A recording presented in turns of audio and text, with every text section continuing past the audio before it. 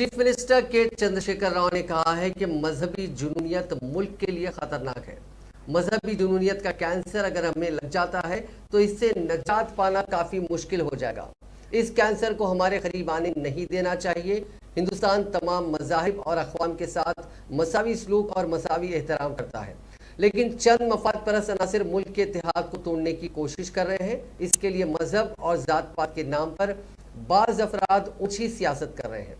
Chief minister نے شہر حیدرآباد میں آج 3 super specialty hospitals Gachibowli, L B Nagar, Sanath Nagar اور الوال میں سنگ بنیاد رکھا۔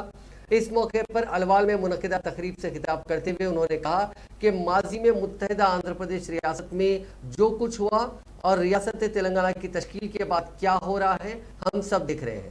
تمام کو چوکس رہنے کی ضرورت ہے۔ بعض افراد مذہب اور بعض افراد ذات کی بنیاد پر اوچھی سیاست کرنے کی کوشش کر رہے ہیں۔ ملک میں تمام مذاہب ذاتوں والے افراد مل جل کر رہتے ہیں۔ اس ہم آہنگی کے ماحول کو خراب کیا گیا تو ملک برباد ہو جائے گا۔ آج ہم اخبارات میں کئی چیزیں دیکھ رہے ہیں کہ فلانے کی دکان سے پھول مت خریدنا، فلانے کی دکان سے یہ نہ خریدی کی جائے، یہ کہا جا رہا ہے۔ اس طرح کی باتوں اور اپیلوں پر ملک کے عوام کو سوچنے کی ضرورت ہے۔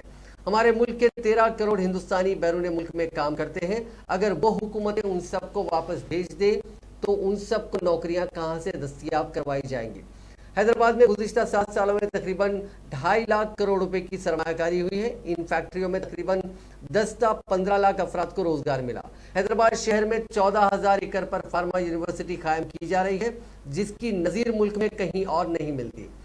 وزیر اعلیٰ نے کہا کہ شہر کی جینوم ویلی میں بننے والی ویکسین کے ذریعے حیدرآباد دوا سازی کے شعبے کا دارالحکومت بن گیا، جہاں ملک کے 33% ٹیکوں کی تیاری کا کام کیا جاتا ہے۔